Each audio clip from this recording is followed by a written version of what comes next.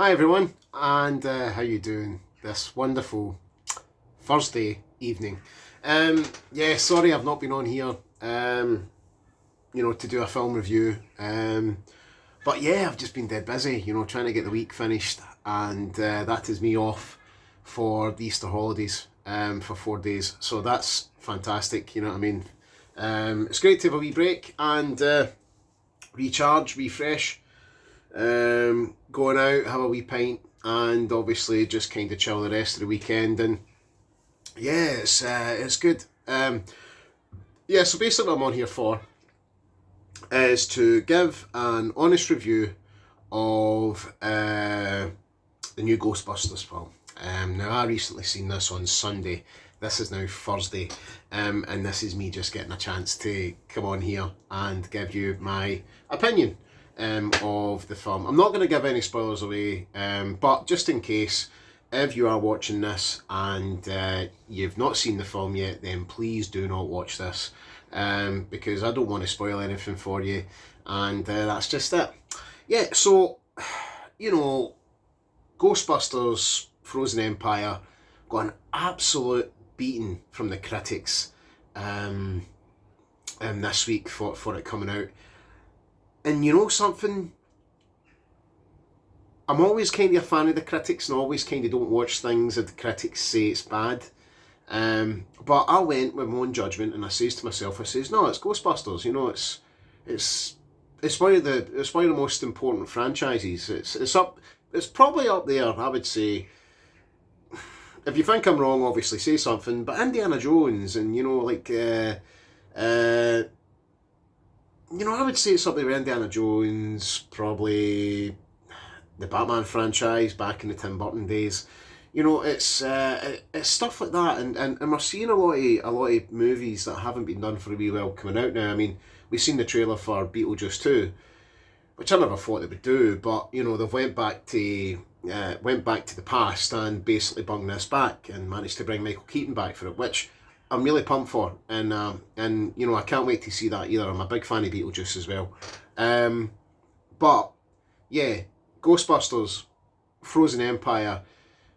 The critics, I have to say, in this one are a wee bit, not too much wrong. I just think they're wrong with the judgment that they gave the film. Okay, yeah, I get the idea that it was a bit mashed up, but the trick is, and this is the trick, watch the first Ghostbusters, the original Ghostbusters, first, right?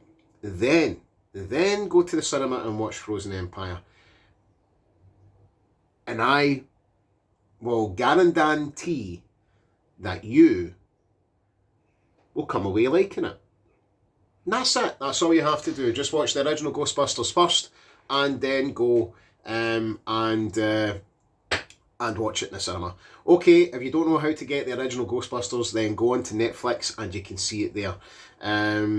Classic film. I watched it on Saturday before I seen Frozen Empire on Sunday, and it just brought everything back. Without wasting it too much, so here we go. My opinion of Ghostbusters Frozen Empire, it's a straight 7 out of 10.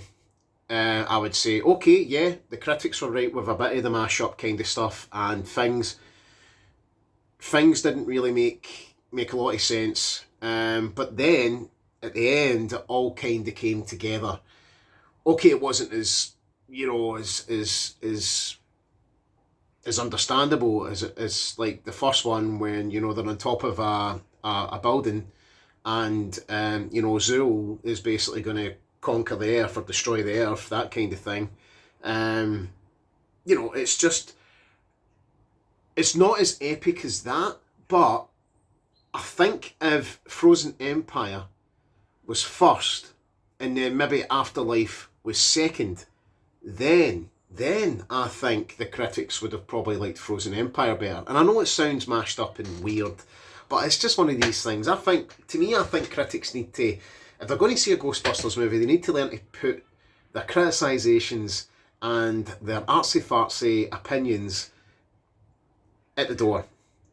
And that's it. I mean, it doesn't seem to... I mean, this is the thing with artsy-fartsy films, right, okay? We had Poor Things that came out, and I've done a review on that, and I thought it was a very, very good movie.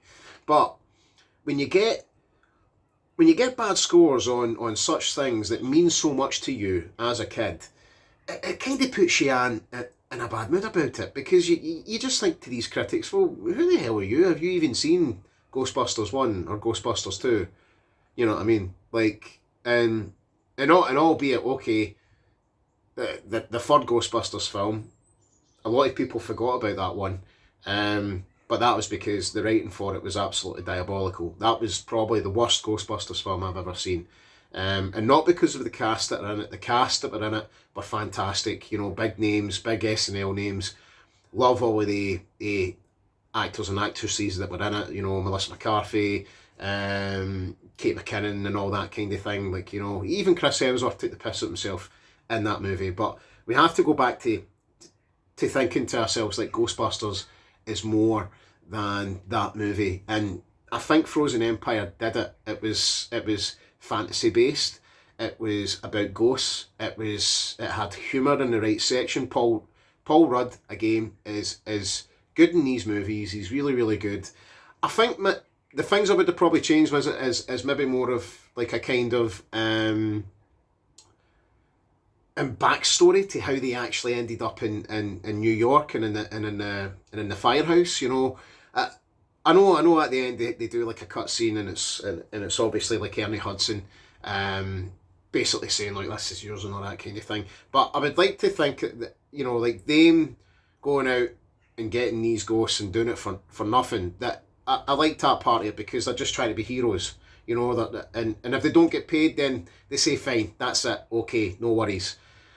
But you had a lot of cameos in this from the old characters of the first movie, and I just absolutely, I'll be honest, I thought it was a great movie. It made me really smile at the end of it, and I walked away with a good opinion of it, just as well as other people that I was hanging about with had a good opinion about it. So yeah, good movie.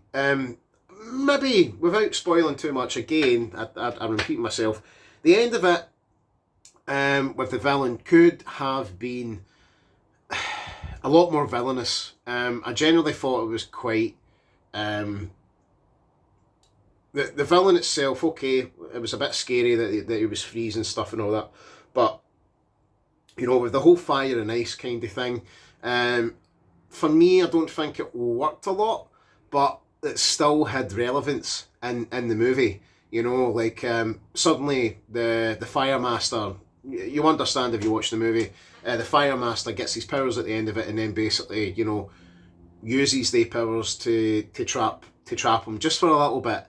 But that was there, and then you had Bill Murray, Dan Aykroyd, Ernie Hudson, basically just saving the day again, and that's what it was all about. And the catchphrase that they used was quite funny.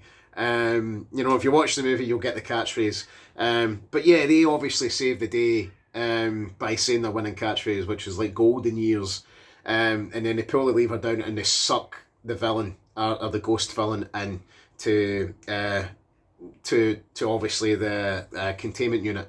And that's it. And they basically just, they save the world again. They save the world again, as well as, you know, the Gobersons. That's what their name is. I think that's their name. I don't know. I can't really remember.